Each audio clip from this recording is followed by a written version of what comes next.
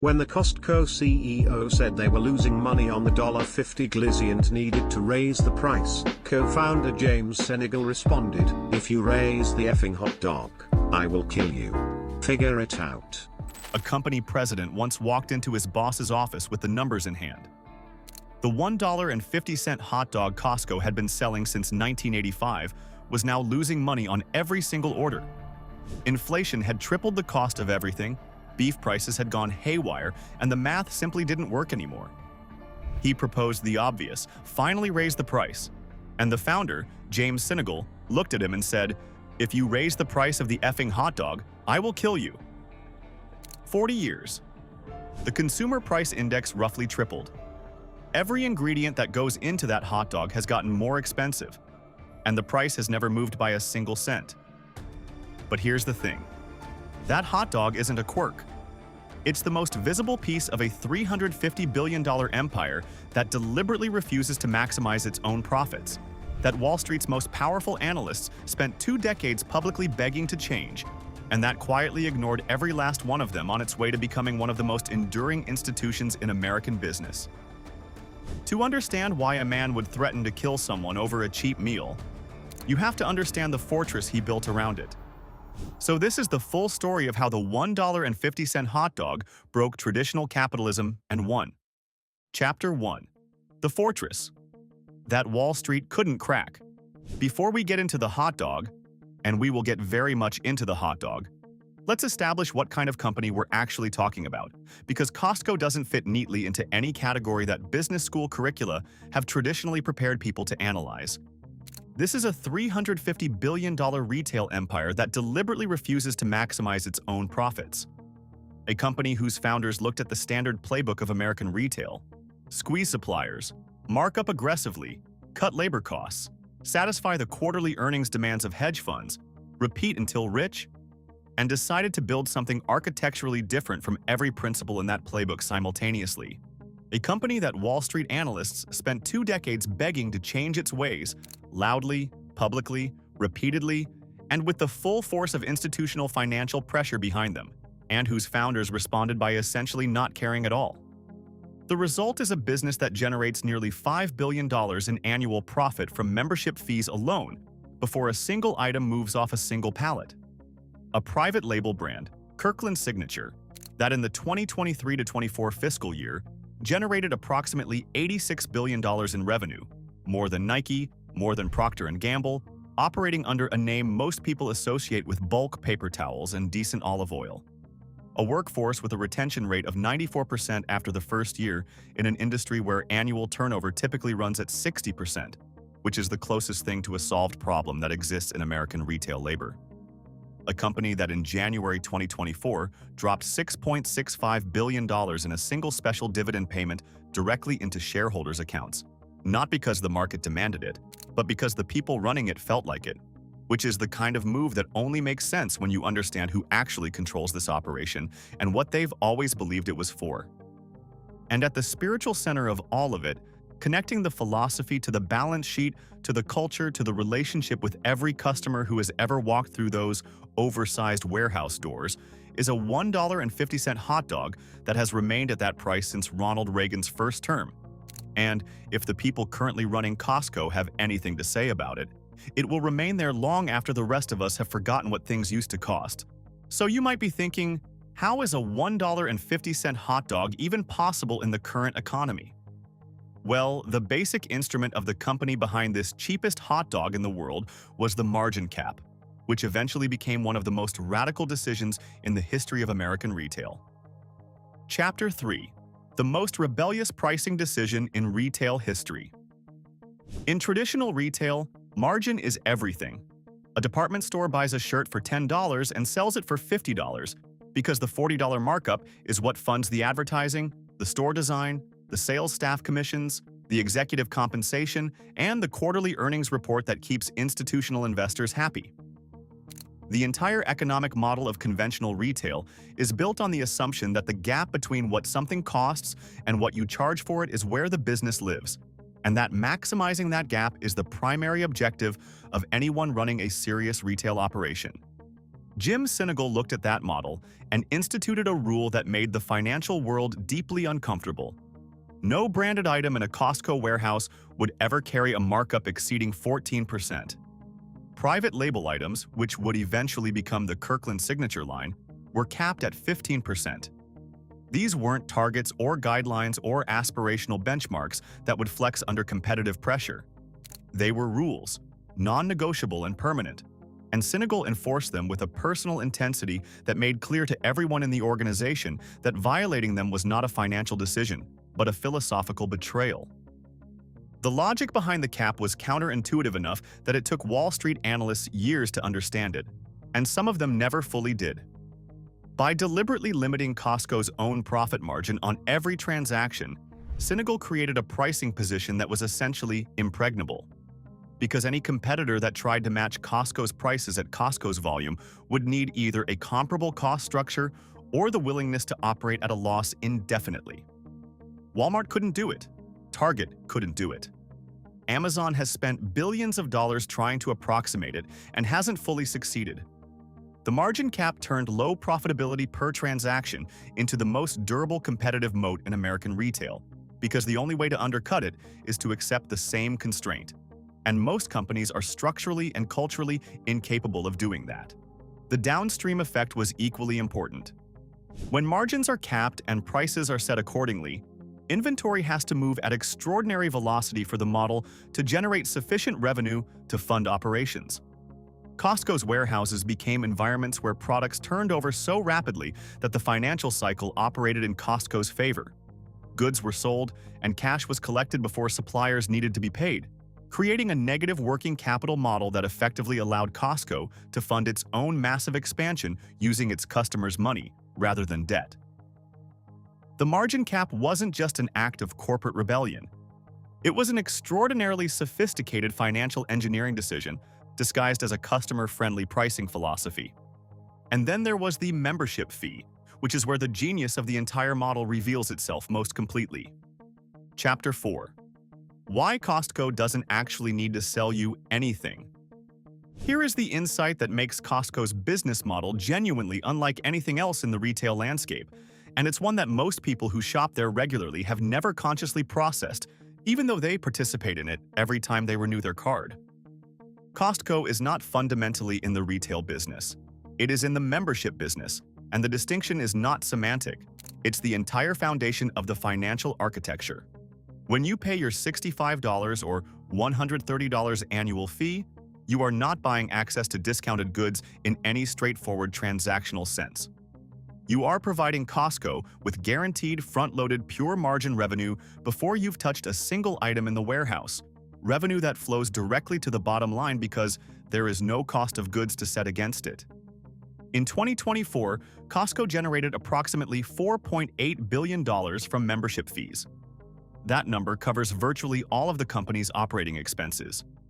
The actual sale of merchandise, the giant televisions, the bulk olive oil, the rotisserie chickens that Costco sells at a loss specifically to drive foot traffic, the 3-pound containers of mixed nuts that somehow end up in your cart even though you went in for batteries, operates at something close to break even.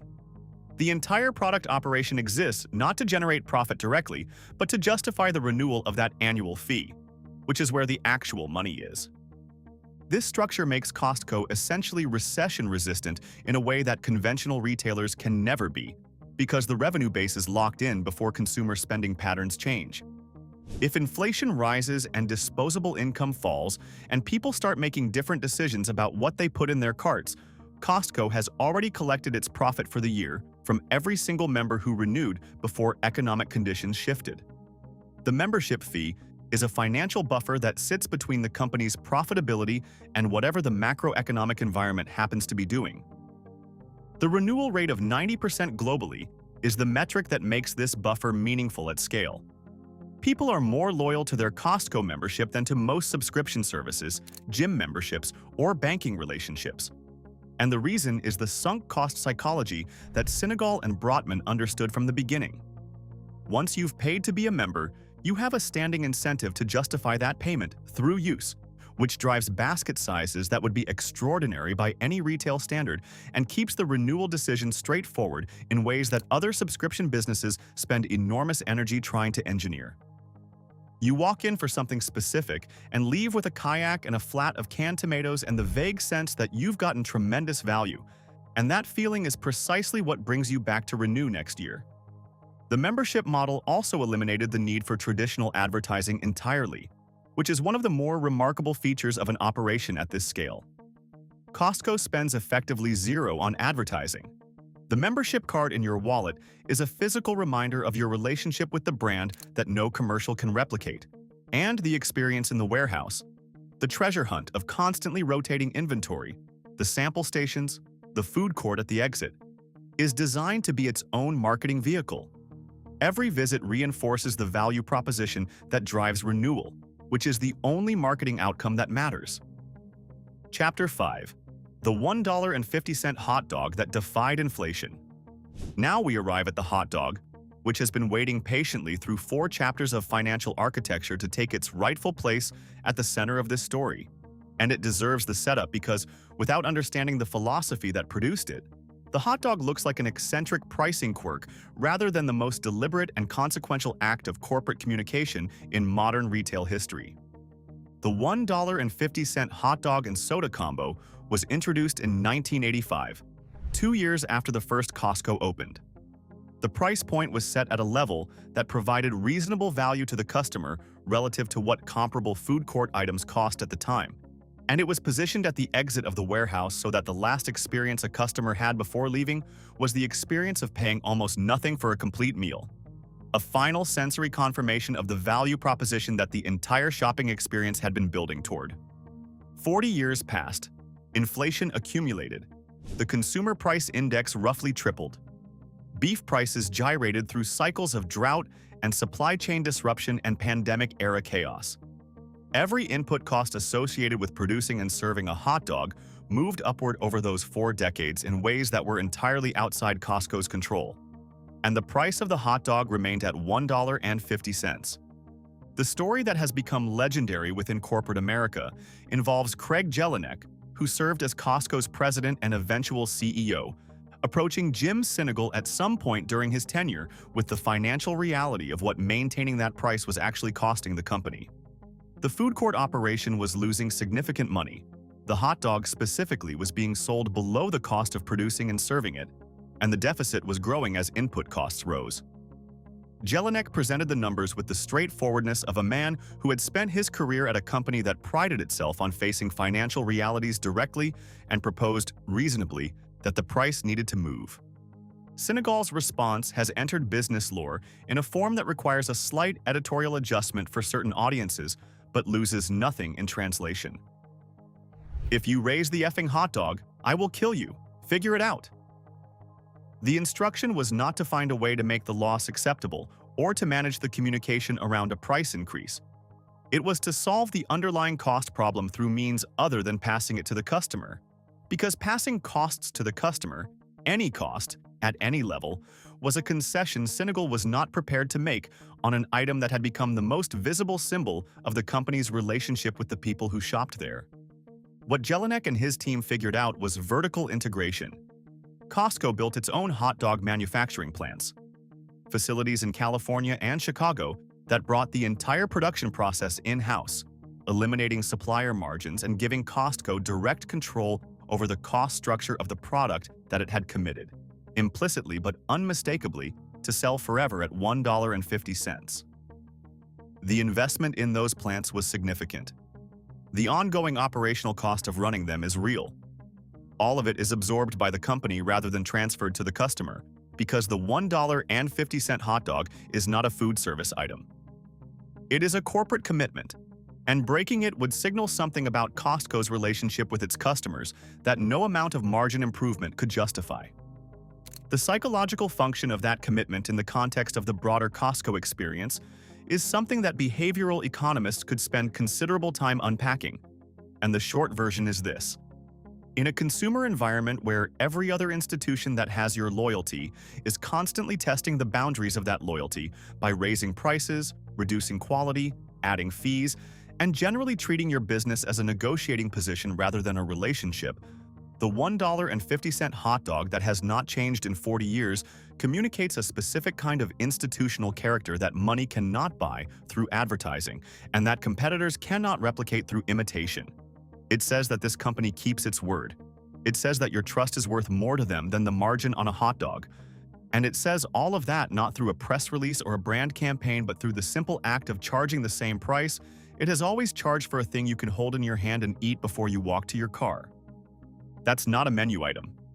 That is 40 years of accumulated credibility delivered in a single transaction, and James Sinegal understood from the beginning that it was worth whatever it cost. Chapter 6. How James Sinegal ignored everyone and won. The financial pressure that Costco faced from institutional investors during the early 2000s was not subtle or private. It was a sustained, public, analytically detailed campaign by some of the most influential voices in American finance to force a successful company to become a different kind of successful company. The kind whose success was distributed upward to shareholders faster and in larger quantities, even if doing so required dismantling the operational and cultural principles that had produced the success in the first place. Wall Street's specific complaints were consistent across years of earnings calls and analyst reports. The margin cap was leaving billions on the table that competitors were capturing. The employee compensation package, above-market wages, comprehensive health care, including part-time workers, 401k matching, generous vacation time, was an unnecessary cost that could be reduced without meaningful operational consequence. The $1.50 hot dog was a sentimental indulgence with no rational business justification.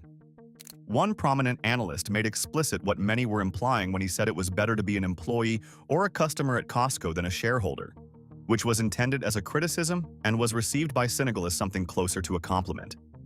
The pressure was not trivial.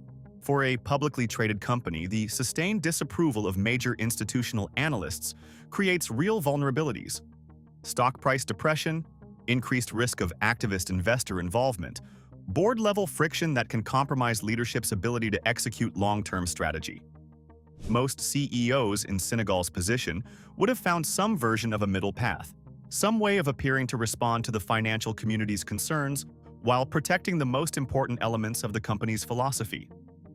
Sinegal found no middle path because he was not looking for one. He held the line on wages, held the line on margins, held the line on the hot dog, and responded to analyst pressure with a clarity that bordered on contempt. Not personal contempt for the individuals involved, but institutional contempt for the short-term orientation they represented. His articulation of why was characteristically direct. Wall Street, he observed, is in the business of making money between now and next Tuesday. Costco is in the business of building an institution that will still be relevant and admired in 50 years. Those are not compatible objectives, and pretending to pursue both while actually pursuing one is the kind of institutional dishonesty that destroys corporate cultures from the inside.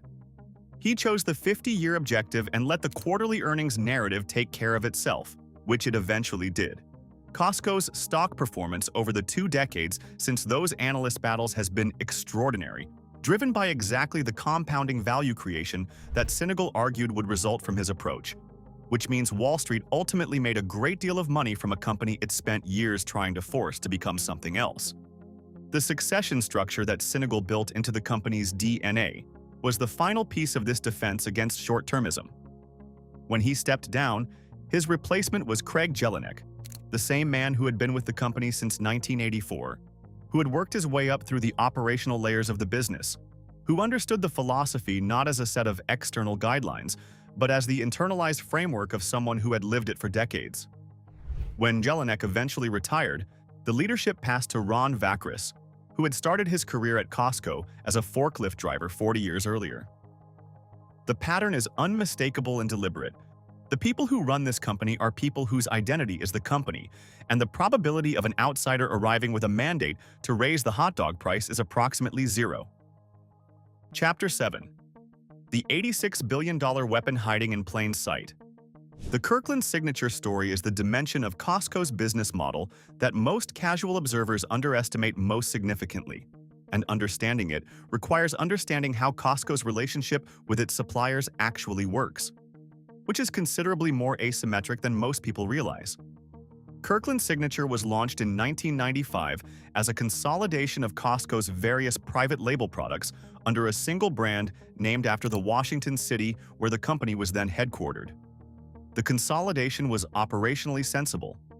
Multiple private labels confused customers and diluted the trust that a single, consistently high-quality brand identity could build. But the real strategic innovation wasn't the consolidation itself. It was the leverage mechanism that Kirkland Signature gave Costco in its relationships with the world's most powerful consumer goods brands. The dynamic works like this. Costco approaches a premium global brand, a major coffee roaster, a premium vodka producer, a well-regarded nut supplier, and makes an offer that is simultaneously generous and threatening. Manufacture a product to Costco's exact specifications, they say, accept Costco's scale and volume in exchange for putting the Kirkland label on it, and we will sell it for roughly 20% less than your branded equivalent. The volume guarantee is real and substantial. Costco's purchasing scale means that a single Kirkland supply agreement can represent significant revenue for even a large manufacturer. The discount commitment is equally real. Kirkland products are genuinely, consistently cheaper than their branded equivalents on the same pallet. If the brand declines the offer, Costco executes the alternative with quiet efficiency.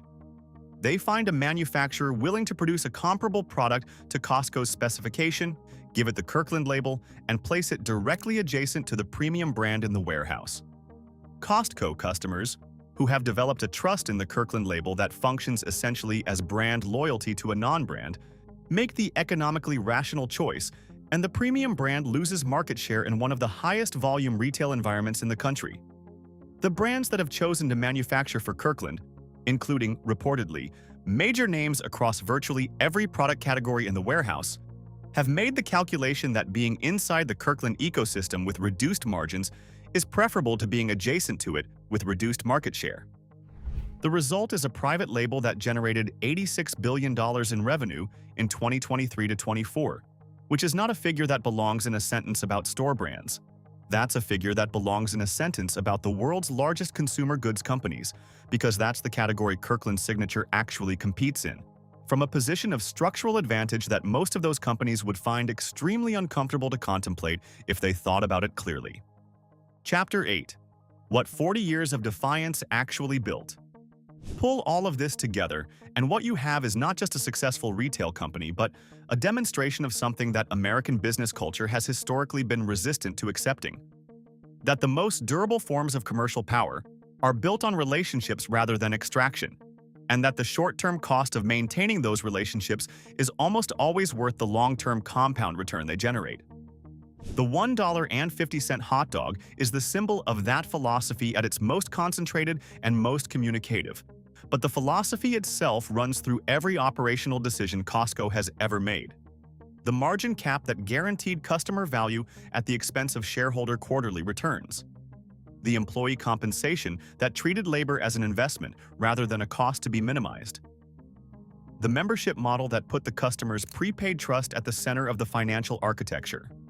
The Kirkland Signature strategy that used supplier leverage to pass savings to members rather than capture them as margin. The succession structure that ensured leadership remained in the hands of people who had built their careers on the philosophy rather than people who arrived with a mandate to optimize it away. Each of these decisions was, at the moment it was made, the harder choice, more expensive, more constraining, more resistant to the kind of quarterly optimization that institutional investors were demanding. And each of them, across 4 decades of compounding, contributed to building a company that is now valued at approaching $500 billion, that has outperformed Amazon in customer loyalty metrics, that has expanded globally to a market in Shanghai where the opening day crowds were large enough that local authorities had to close the store for safety reasons, and that still sells a hot dog for $1.50. When Craig Jelinek came to James Sinegal with the financial reality of what maintaining that price was costing the company, and Sinegal responded with an ultimatum rather than a negotiation, he was making a statement that went well beyond food service economics. He was saying that the relationship Costco had built with the people who shopped there was not a variable to be adjusted in response to cost pressures. It was the foundation of everything. The reason the membership renewed, The reason the brand trusted, the reason the company had been able to build every other element of the fortress. And the moment it became negotiable, the fortress stopped being a fortress. 40 years later, the price is still $1.50. The fortress still stands. And Wall Street, which spent the better part of 2 decades demanding that James Sinegal behave differently, has since made extraordinary returns from a company that ignored every piece of advice it offered. The hot dog won. The suits lost. And somewhere in San Diego, a man who started his career bagging groceries at 18 years old built one of the most enduring commercial institutions in American history by refusing to raise the price of a meal that costs less than a bus ticket. If stories about the families and founders who built the most interesting empires in modern business are what brought you here, subscribe to Global Status and we'll keep delivering them. See you in the next one.